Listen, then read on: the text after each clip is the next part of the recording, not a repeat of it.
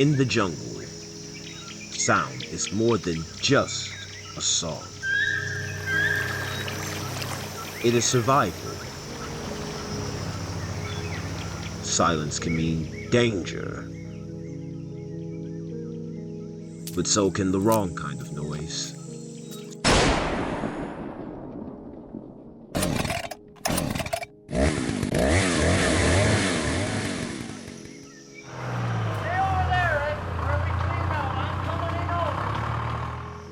Something changed, and the forest knew first.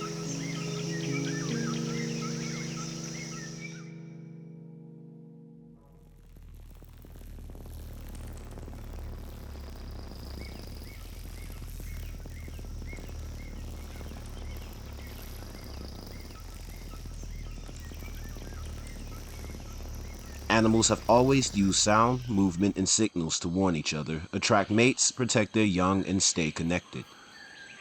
The natural world is full of conversation. We just have not been listening the right way.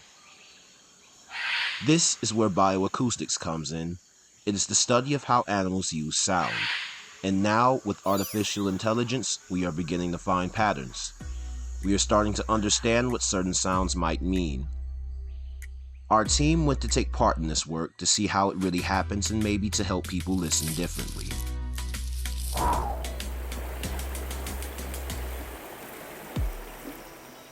Good morning from Tamandua.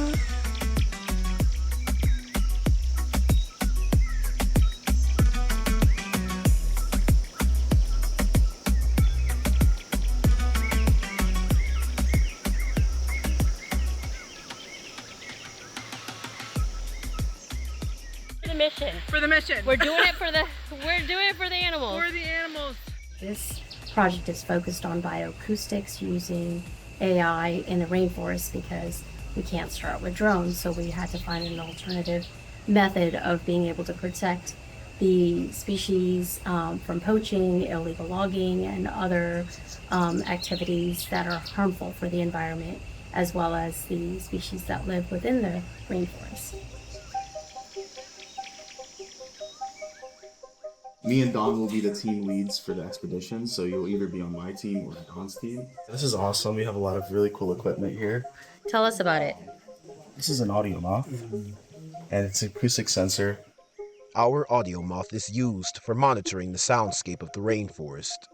We used compact, energy-efficient microphones that recorded audio at 48 kilohertz that were then housed in a waterproof case to protect against the humidity.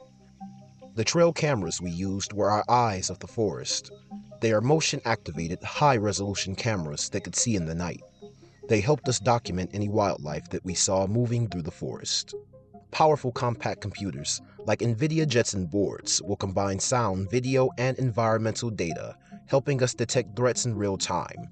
Our universal translator for Sentinel species will use AI to listen, watch, and sense the subtle changes all around. So they started out just by running a code, which took a fast Fourier transform and showed the frequency distribution. And you can see 3-second integrations. For each integration, pretty much replicating the same thing. It's very reproducible every 3 seconds, the same thing. So I wanted to see it in a linear scale, what the frequency separation is between the high levels and low levels. That turned out to be a relative constant with the beat frequency.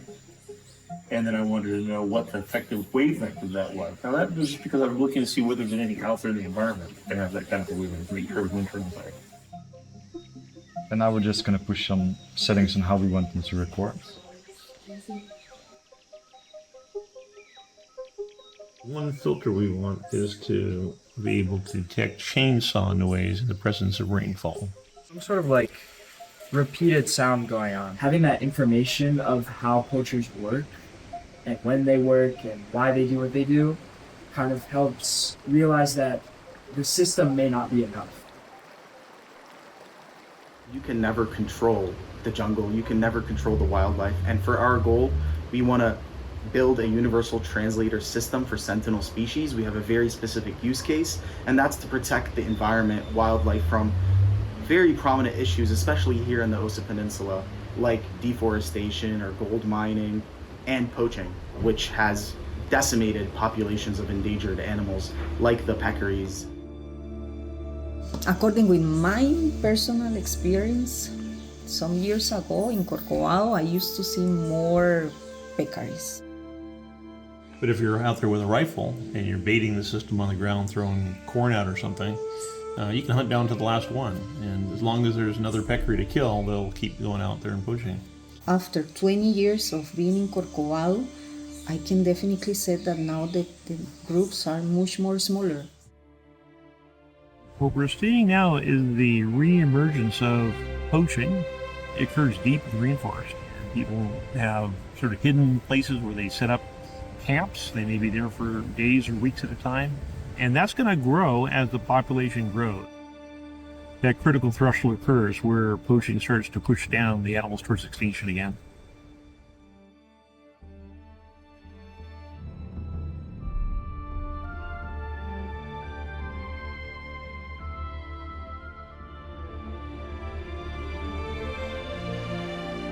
Each jaguar requires the equivalent of 75 to 130 peccaries annually to survive, meaning that as poachers and illegal loggers wipe out peccary herds, they aren't just starving the jaguars, they're threatening the survival of entire species.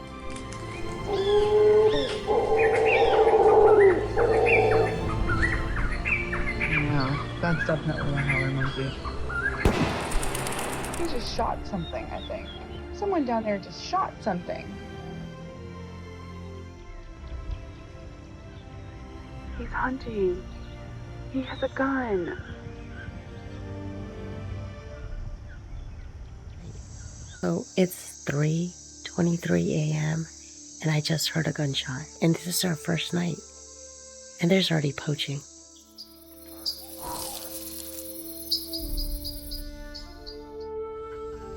Oh my God.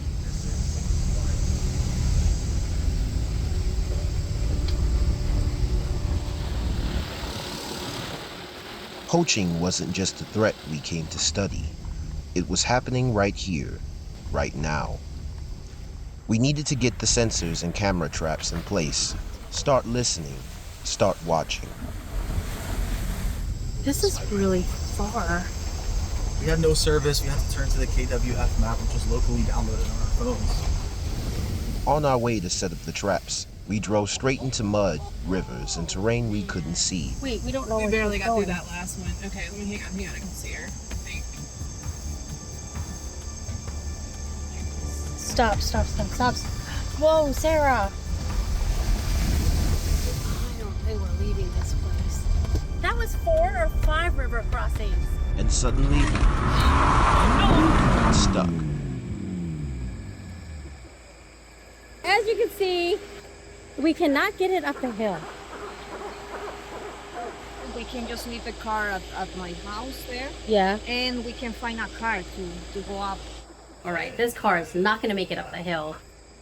We have to get out and hike up the mountain.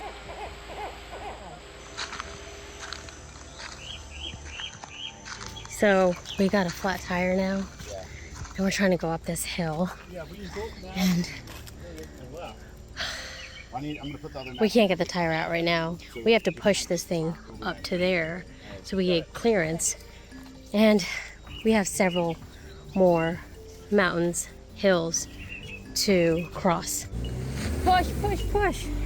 Oh, it slipped. Ow. You're stuck. Good try. Every moment we are not listening, something could be lost. We're gonna try to pull it out of the ditch here. So 175. It broke.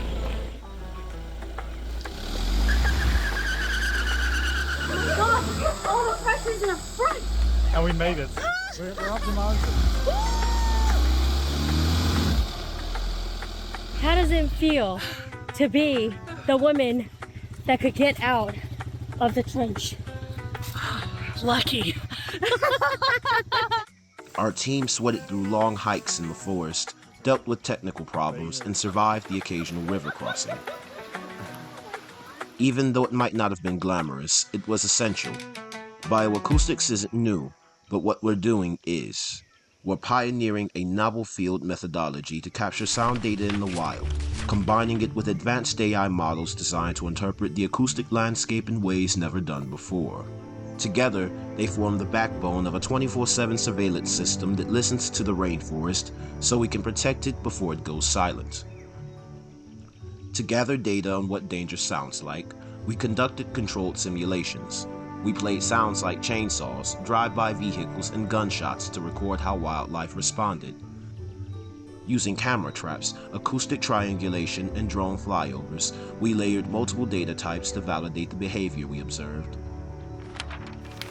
We know that just human presence alone can affect the response of the birds and the soundscape around us. So we're about to run a simulation.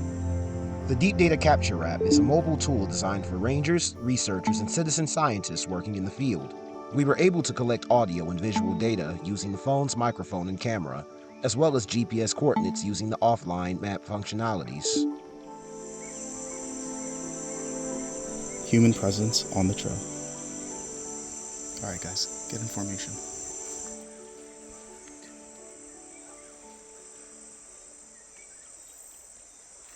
So we started out by us standing in a circle and doing a rotation as one circle. But instead, we've noticed that it makes too much sound from the leaves crushing on the ground, which will disturb the simulation, which is why we're now just standing in a circle, making sure that we face all angles, and then we just video the entire field of view.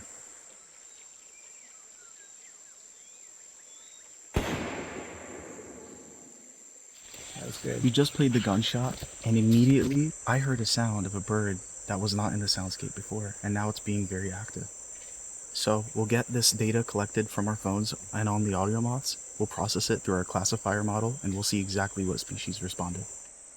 All right, so we just finished simulations on day 4, and we did get some response to gunshots, so that's definitely for sure that some of these sentinel species respond to gunshots.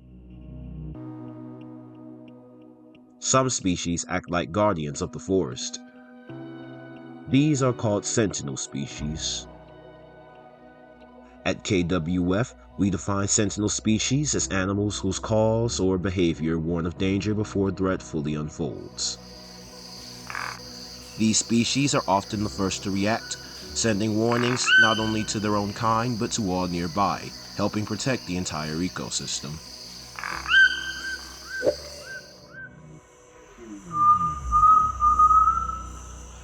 This is the call of a great tinamou on a normal morning.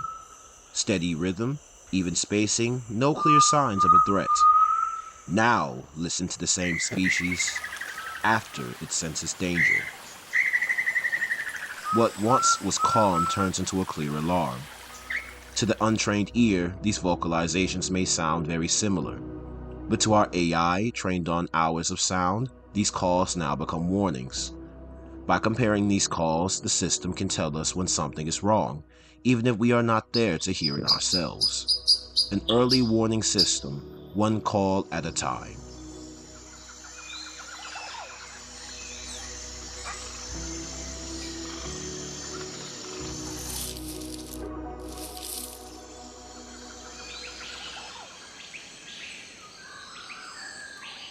Bioacoustics is changing what's possible in conservation. Through using technology and analyzing the data gathered from our sensors, we can now detect when a rainforest is under threat, not by what we see, but by what we hear. We are training our AI models to recognize alarm calls, pick up on sudden silences, spot patterns we'd never notice with human ears alone. From the very first simulations to future deployment, we've already taken the next steps, packing data into models that can be sent across the globe. Every ping, every flagged irregularity becomes an early warning system for wildlife in peril. These acoustic monitoring stations will be deployed to key biodiversity hotspots, starting with Costa Rica and expanding into Guatemala, Kenya, and South Asia. Eventually, researchers and citizen scientists around the world will be able to use this technology to build a shared global data network that trains local models. a modular toolkit that can be adapted to any ecosystem threatened by human activity. We're teaching machines to listen as the jungle speaks, and in return they're teaching us to understand what's really happening in real time. What once took months to analyze can now be flagged in just minutes. That means faster action, fewer lives lost, and more time to intervene before it's too late. So now, the question isn't, can we hear them? The question is, will we respond? We're heading out of Tamandua Biological Station. It's been an incredible expedition, very successful, I would say. We've learned a lot. But no technology matters without the people behind it. In this rainforest, we learned more than how sound travels. We learned how far dedication can go. What it means to sweat and struggle for something bigger than ourselves. Each person brought something different to this expedition, and each left changed. Because once you've truly listened, you cannot go back to hearing the world the same way. I've learned a lot about how much I rely on things like technology and air conditioning, especially air conditionings. And I want to be able to go back and change that. Maybe I can be more brave. Tamandua's just showed me how I need to be more mindful, kind of slow down when you're not on your phone as much, when you're enjoying every moment, when you're doing physical work and just not sitting down at the computer and stuff. Life moves a lot slower. You can really glean a lot more from that slower time. It's been a great time. I've enjoyed it so much. It's a beautiful place. So yeah, I'm looking back with great memories. It was an amazing experience for me to have you here. I hope it's the first of many, many other ones. Yeah, what an incredible time, an incredible week this has been. From hiking and collecting important data for our AI models to just spending time and getting to know everyone around the table. For memories that I have, it's like that first morning waking up at Tamandua, because the sounds were just like something else, It's just incredible. This planet is full of voices. Whales calling across oceans, elephants rumbling through the ground, birds singing, shouting, falling silent. Every species has something to say, and when they cry for help, we must listen. No matter how much you study from books and the internet and talking to people, it's never as solid an understanding as when you do a fact-finding mission. You get down there and you see what it looks like in the environment, the weather, the animals, the plants, what people are doing and why they're doing it. And I think we dramatically improved our confidence in the approach that we're taking, and maybe some modifications to our mission plan, but this is an essential step in firming up before we start building hardware. This is our last ride through the mountains of Tamandua land. And once we're out of here, are you guys gonna feel safer? Definitely safer, yeah. Once we hit that first paved road. Yep, paved road. Rivers and gravel, mountains. Goodbye. Kashmir World Foundation takes pride in saving Costa Rica's Sentinel species. We fight to restore and maintain the biodiversity of our planet. By using innovative technology, we have gained access to a new language. We are able to hear every call. The only question now is, will you hear the call? Join KWF for our return to the jungle.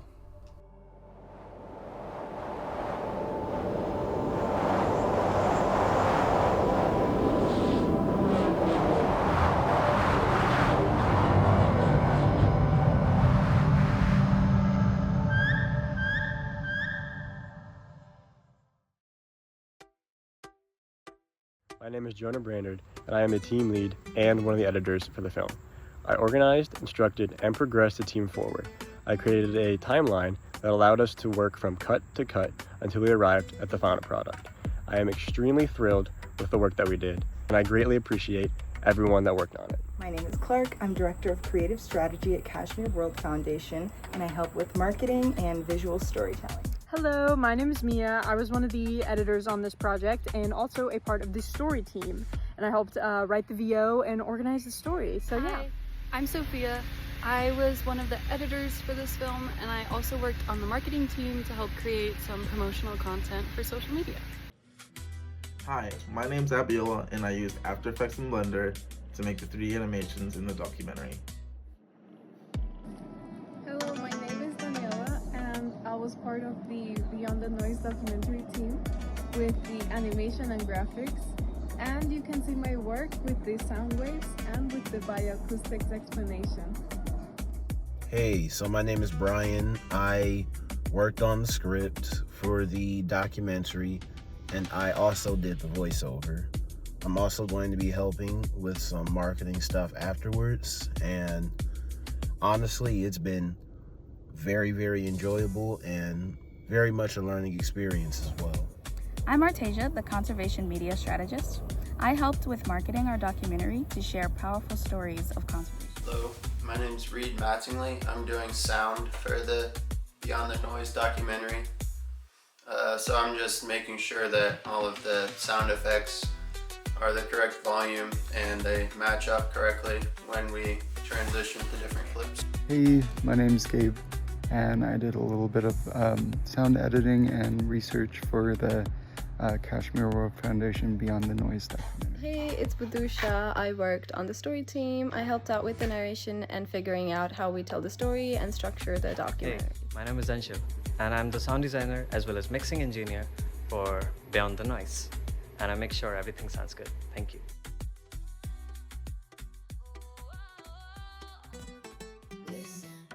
Listen, the jungle speaks tonight, calling us to choose what's wrong or right. Signals in the forest, coded in the sound. KWF decoding where the shadows move around. Sentinel species guide the way we see. A chorus of the wild, singing to be free.